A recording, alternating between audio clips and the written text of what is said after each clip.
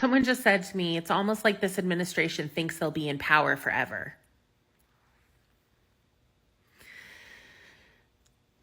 Correct. Hey guys, it's me from the future. Just wanted to give you guys a heads up that during this video, my microphone, this one here, went out at one point and it was recording off of the audio from my camera here in front of me. I did eventually catch on to it and fix the issue, but about half of my commentary is recorded from my camera here, so apologies. Hey guys, welcome back to another one. I have a small confession to make. I was gonna sit down and make a video. I'm not sure when this video is actually gonna be published right now, but in my world, yesterday, I was sitting down to make a video. And I'm like, you know what? Let me see what some of the other guys on YouTube have been up to. Because I haven't been checking on content channels like mine in a while. I checked on a couple of the usual guys. And I was like, wait a sec, hold on, that's a familiar, wait a minute. That guy actually posted that clip before I did, which I'm not used to. Normally it's me that gets to these clips first. Not every clip, don't get me wrong. It's not like I'm the only guy who provides new stuff that people have not seen before, but I'm usually pretty ahead of the game on other channels on YouTube. And I started to see there was a couple content creators. I'm like, wait a sec, and it's not because they were snagging it from me. I'm just thinking, all right, you know what? That means some of my resources that I tap into to find some of these clips, the lazy way, that's my lazy way when I start to rely on some other content creators that are not on this platform. And I'm like, you know what? Time to get back to the roots. It's time to start doing the legwork. So last night, I must have spent about 7 hours of just hunting down new clips. So you'll notice the two videos previous to this one, it's a lot fresher. You're not really gonna see those faces on YouTube, or if you do, you're gonna see them after me. You might have seen those faces before, but it'll be something fresh and new from that face. So back to the roots, back to doing the legwork, no more taking the easy road. And that's the way to make the channel flourish and jump ahead of the other ones, right? Would make sense. So let's see if that helps. If you don't care about LGBTQ, you could eat shit. If you don't care about women of color, you can eat shit. If you don't care about immigrants, you can eat shit. If you don't care about disabled people, you can eat shit. If you don't care about veterans and disabled veterans and their mental health care, you can eat shit. If you don't care about your neighbor just because they're a human that exists, you can eat shit. Lots of shit. You can just eat it. I'm seeing so much racism on this fucking app. Like, we gotta call all this shit out and shame them, because this isn't the world we live in. It's just go ahead and eat a big pile of shit. It's hilarious that MAGA keeps saying that liberals are fear-mongering when literally all we're doing is just saying the things that Trump is doing. That's it. Trump is the one fear-mongering, you friggin' blind sheep. I don't know how to say this with truly as much sincerity as I mean it so that people will believe me. Protect black women at all costs. Protect black women at all costs. So yeah, fuck capitalism, fuck this administration. Yes, Bernie Sanders should start his own political party because I'm over this whole blue and red thing. It's literally rich against poor, period. Felon 47 was asked if he has to, quote, uphold the Constitution, end quote. He replied, quote, I don't know. So I guess when he said that part of his oath of office to, quote, preserve, protect, and defend the Constitution of the United States, end quote, as written in Article 2, Section 1, Clause 8 of the Constitution, he was misquoted, huh? I don't think you know the definition of a cult, so I'm going to read it to you. A cult is a system of religious veneration and devotion directed toward a particular figure or object. Now, who does that sound like to you? What political party in the US does that sound like? Let's take a look. You mean like these? This certainly looks cult-like to me, per the definition. Nobody in the Democratic Party does this shit. The Democratic Party was so fractured last year that half the party, rightfully so, was basically pushing out Joe Biden, and we had a new nominee 100 days before the election. We don't sit there and act like they're the freaking second coming of Jesus Christ, okay? They are ridiculed by their supporters constantly. Have you ever met somebody in the Democratic Party? Because there's nothing more patriotic than holding your elected officials accountable to doing the right fucking thing. But MAGA doesn't know anything about that. So when you say that our cult, and you called them in another comment blue smurfs, I don't know what the hell you're talking about, because this is certainly cult-like to me. Now, do you see what these sneaky liberals do? They do this actually quite a bit. This is part of their deflection tactic. Now, the statement that was thrown at her, word for word, is that page came directly from the Biden playbook. Your cult has blamed everything on Trump for 9 straight years. So being the sneaky little liberal that she is, what does she do to deflect? She focuses on the word cult, and then she pulls up 3 pictures that to her seem cult-like. The first picture being a bunch of people surrounding Trump in what looks like the Oval Office from his first term, because Mike Pence is there, and they have their hands on his shoulders, and they're obviously praying for him, praying for his safety and praying for his luck during his presidency. The second picture is 4 different individuals with a band-aid over their ear imitating Donald Trump. This was from the RNC in support of what he just went through. I mean, really look at what just happened to him there. Somebody tried to take him out, and a couple days later, he's actually at the RNC. That guy's got backbone. Being supportive of the man does not make people in a cult. The third picture, to nobody's surprise, she decides to go with the picture from January 6th. All right, let's be honest. On the right, that's not really a day to be proud of.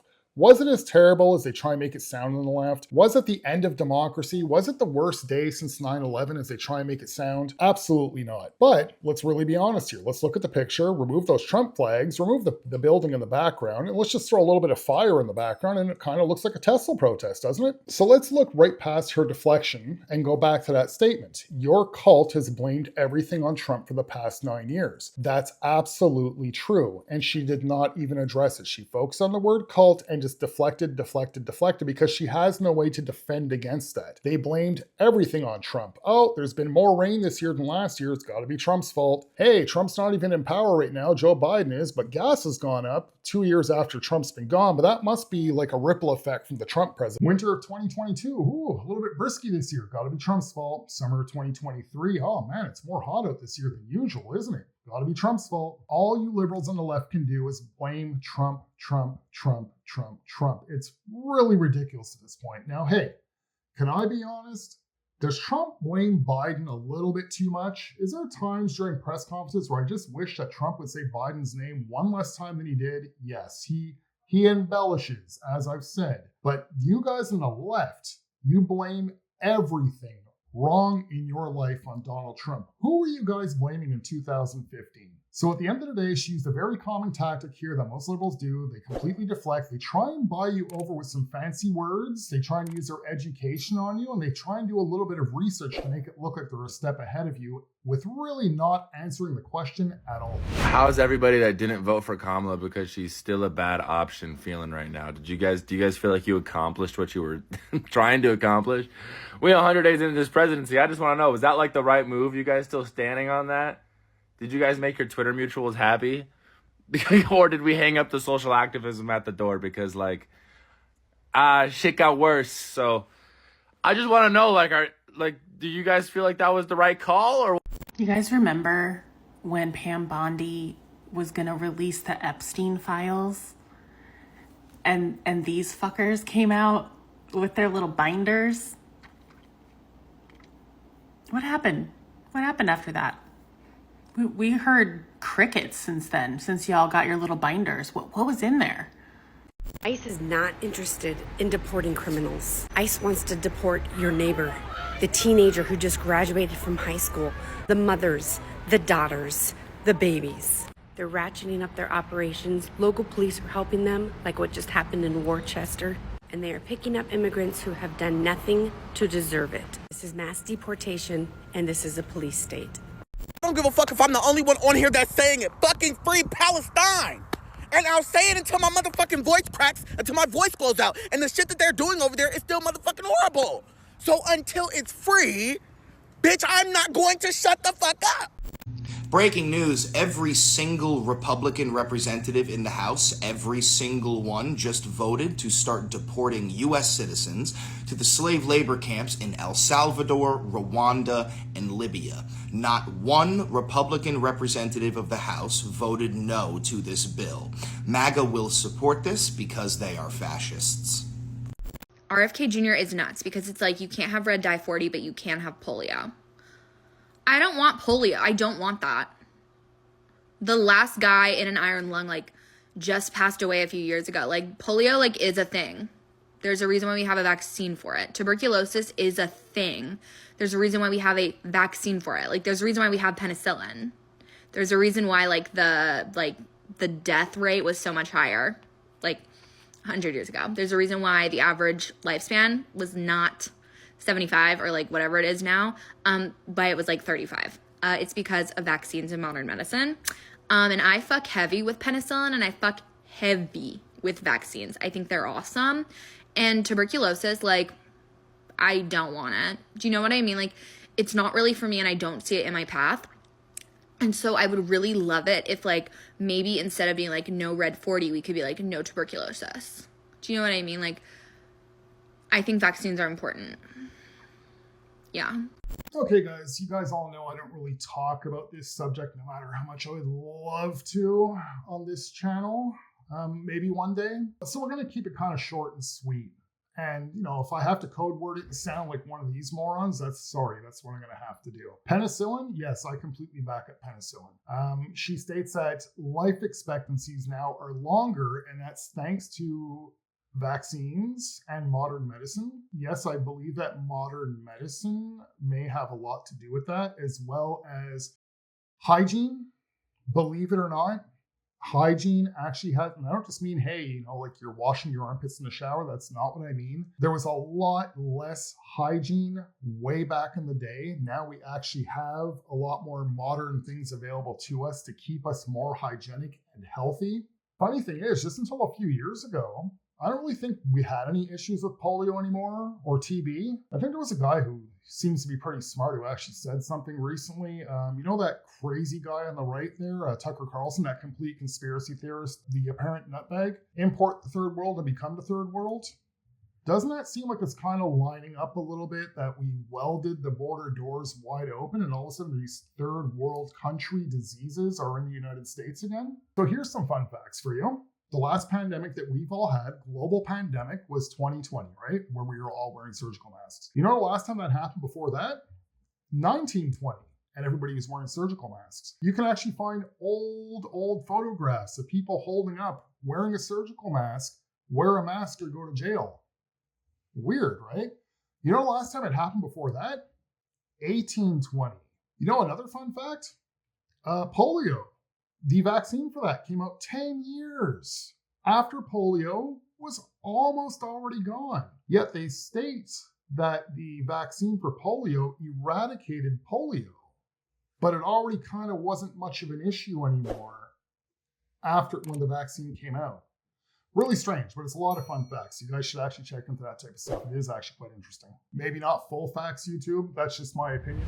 Crimes Trump accuses immigrants of committing without evidence are regularly being committed by the J6 rioters that him, a convicted criminal, pardoned.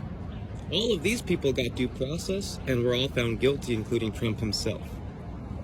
None of the people he's kidnapping and trafficking, it's not deportations if you send them to a country they're not from, that's called trafficking.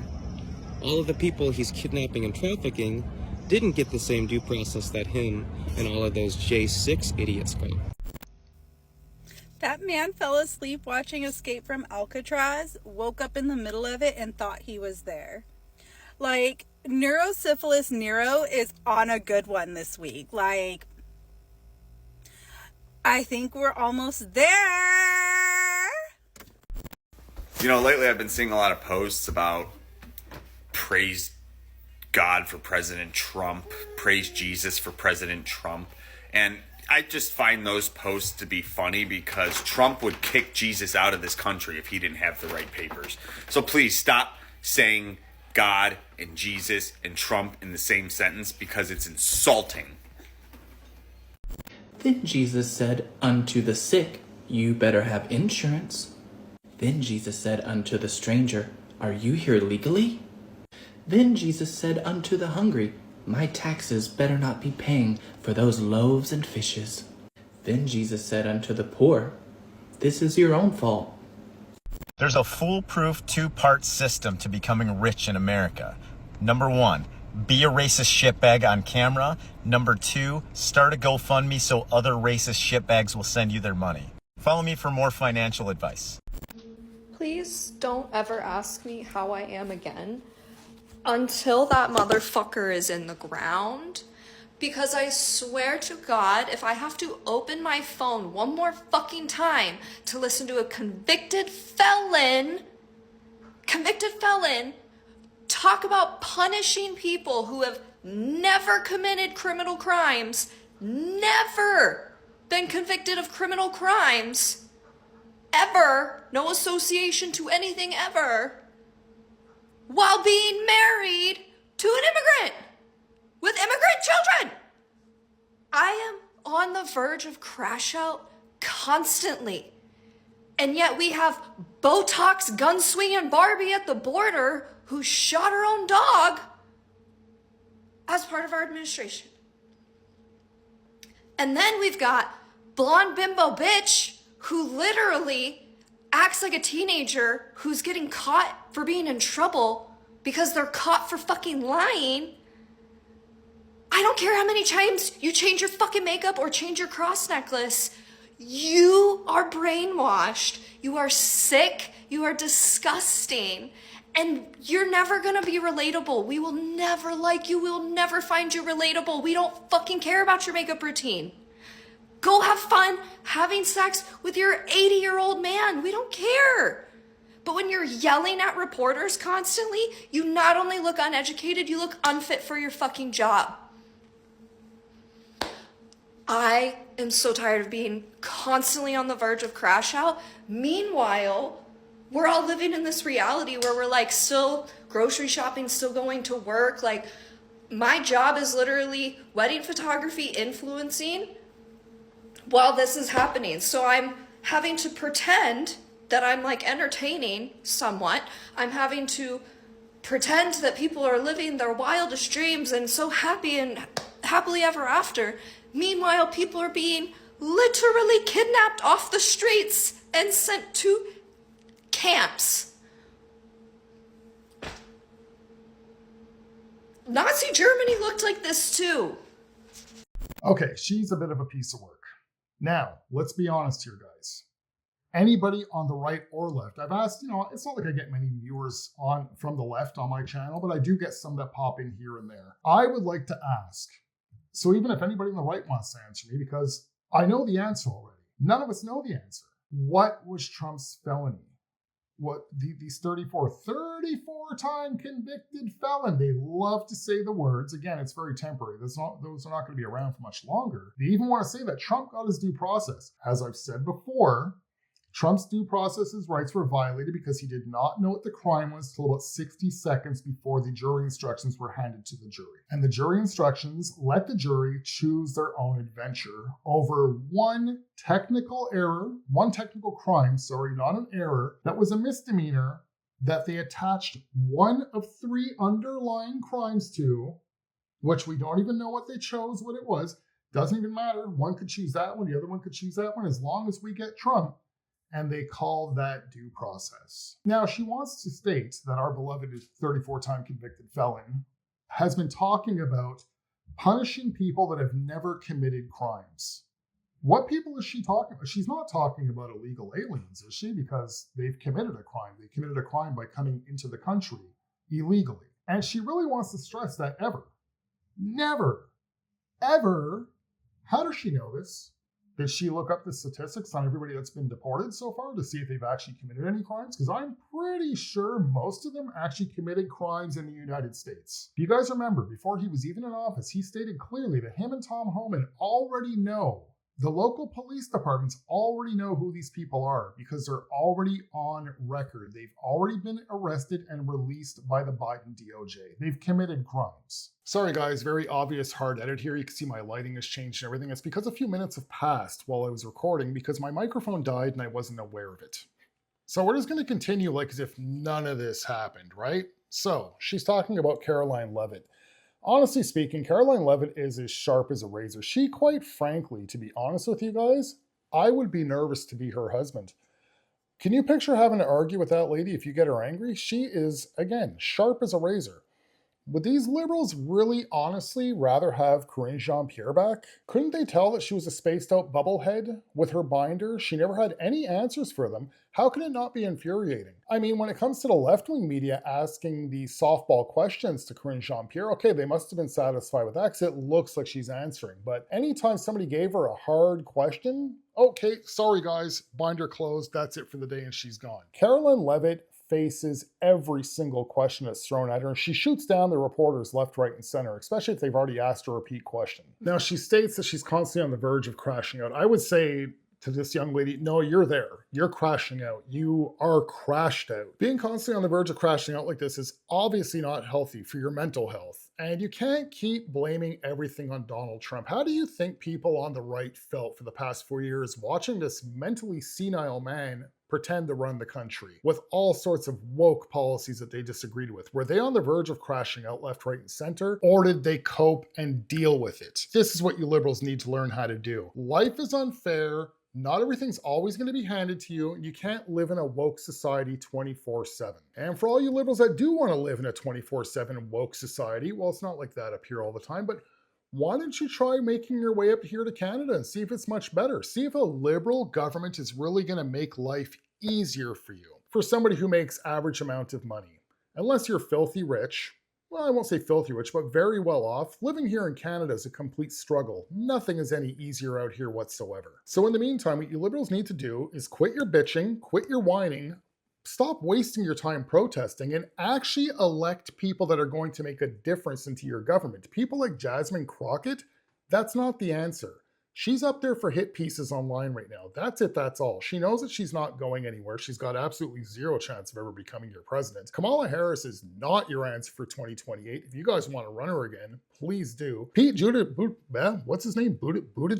Pete Buttigieg does not have enough backbone on him to actually run your country. There's nobody in the Democrat Party that can actually jump up and be president. As it stands, the Democrat Party is absolutely screwed. It's been run by an elite class. That's being exposed now. You guys hate Donald Trump for it because you think he's doing something wrong, because this is what all of your Democrat Party is telling you.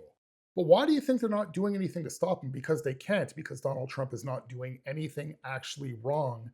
He is exposing them. Okay, we're leaving it there. That's it for this video. Sometimes in the comments you guys ask me, Mark, how do you do this without going insane? Believe me, when I either shoot multiple videos in one day or spend 7 hours hunting down clips for these videos, yeah, it does drive me a little bit insane. So as usual, I do have one more clip left for you guys. If you guys are new to the channel and you like this type of content, please consider subscribing to the channel. If not, if you can either like the video, share the video, comment, and interact with it in one way or another, that'd be great. And until then, I shall see you guys in the next video. Have a good one, guys. Anger toward the bullies in power is valid, completely valid. Don't let anyone gaslight you into doubting the rage you feel. What the fuck happened to empathy in this country? That rage, it's not weakness, it's not overreacting, it's the cry of your empathy, of your humanity. When the fuck did we become the kind of nation that changed a 19-year-old honors graduate for a missed fucking turn signal? When the fuck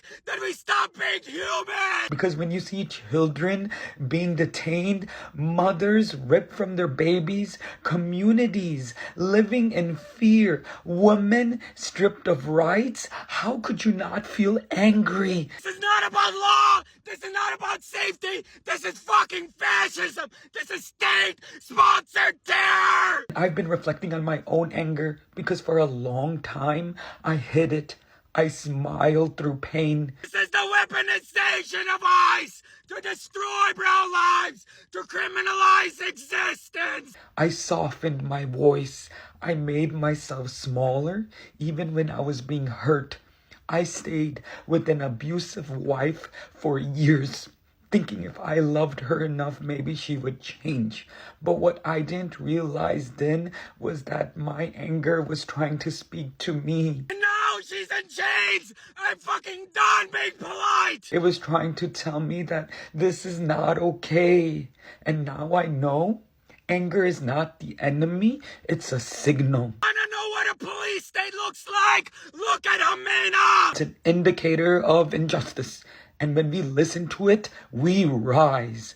I spoke about this in my Toastmasters speech, how even in that darkness, I held on to hope. And when I shared my story, people came up to me with tears in their eyes. They say it changed them. That's when I understood vulnerability is power.